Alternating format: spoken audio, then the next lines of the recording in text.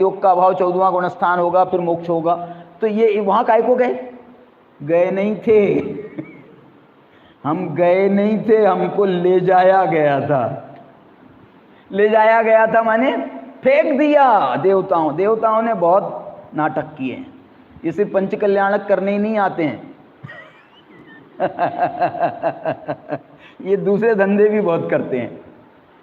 तो ये जो है, क्योंकि ये सब काम जो है सामान्य मनुष्यों के थोड़े ही हैं। ये सब काम जो है समुद्रों में फेंक देना, ये करना वो करना, ये काम देवताओं के ही बस के हैं। तो ये देवता ऐसे करते हैं। और ये अंत उपसर्ग केवली और अंतकृत केवली में क्या अंतर है? उपसर्ग केवली का मैं ऐसा समझता हूं, उपसर्ग केवली तो वो जीव हैं कि जिन्होंने केवल ज्ञान उपसर्ग पूर्वक प्राप्त किया। ठीक है, केवल ज्ञान। और केवल ज्ञान हो जाने के बाद में जिनका उपसर्ग दूर हो गया, वो तो उपसर्ग केवली कहलाते हैं। उनका उपसर्ग केवल ज्ञान 13वां गुणस्थान हुआ, उपसर्ग रहित अवस्था हो जाती है। लेकिन ये जो है ना अंतकृत केवली, ये अंतकृत केवली जो है, इनका उपसर्ग वहां भी दूर नहीं हुआ। और मैंने आपको कहा ना, ये 14वें गुणस्थान के अंतिम समय में भी असाता वेदनी है। ये असाता वेदनी नहीं तो कैसे रह सकती है? उपसर्ग रहित अवस्था हो गई 13वें गुणस्थान में, तो फिर अब असाता वेदनी का क्या मतलब है? असाता वेदनी तभी सिद्ध होगी जब उनके असाता, और मालूम है ये अंतिम समय की जो असाता होती है ना, वो सत्ता में नहीं होती, उदय में रहती है। उदय में आकर के झड़ती है। ये निर्जरा जो होती है ना, ये उदय में आकर के इसकी निर्जरा होती है। ऐसे करके इसका जो है स्वरूप है। अब चलो मोक्ष अपने को जाना है, जल्दी करना है। ठीक है, कृष्ण कर्म विप्र मोक्षो मोक्षः। ये उसका समझ में आ गया ना। चरमोत्तम देहा का क्या समझ में आया? जो दोनों एक साथ हों, जो चरम शरीरी भी हों और उत्तम शरीरी भी हों, तो उनके जो है आयु का अपकर्षण नहीं होगा। अलग अलग होंगे तो आयु का अपकर्षण हो सकता है, उत्तम शरीरियों का भी हो सकता है और चरम शरीरियों का भी हो सकता है। अब आगे देखो, औपशमिकादि भव्यत्वानां च, इसका क्या मतलब है? ये सूत्र क्या कह रहा है? ये सूत्र कह रहा है, समय हो गया आपका।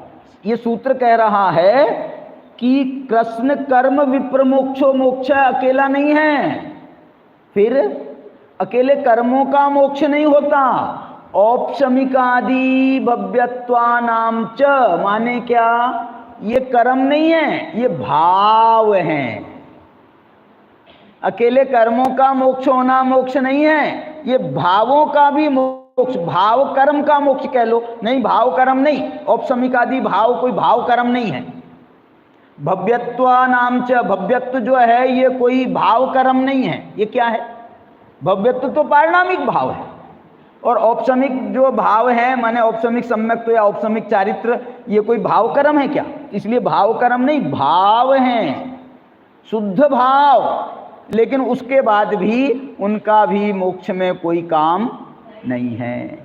इसके बाद में जो है तदनंतरम, और ये जो अन्यत्र केवल वाला सूत्र है, इसका अर्थ ये है कि भैया सब भावों का भी मोक्ष करा दोगे क्या? बोले नहीं नहीं, अन्यत्र मैंने इनको छोड़ देंगे। केवल सम्यक्त्व क्या क्या है? केवल, देखो सम्यक्त्व भी शब्द है, सम्यक्त्व साथ में जाता है। ज्ञान दर्शन सिद्धत्वेभ्यः, माने ये सब सिद्धत्व आदि जो भाव हैं ये सब ऊपर हमारे साथ में जाते हैं। उसके बाद में जो है वो जीव यहाँ से जैसे ही मोक्ष हुआ ना, कृष्ण कर्म विप्रमुख, तदनंतरम ऊर्ध्वम गच्छति आलोकांतात्, तो वो ऊर्ध गति करते हैं और आलोकांत में जाकर के विराजमान हो जाते हैं। और वो कैसे कैसे होता है इसमें उदाहरण भी दिए हैं, और धर्मास्ति काया भावात भी कहा है, और क्षेत्र काल गति लिंग वाले सूत्र के द्वारा ये और बाह्य परिस्थितियां बताई हैं कि कैसे कैसे परिस्थितियां होती हैं मोक्ष में जाने वाले जीवों की, कैसे कैसे बाह्य परिस्थिति हो सकती हैं, उसका वर्णन किया है। चलो अभी का समय पूरा हुआ।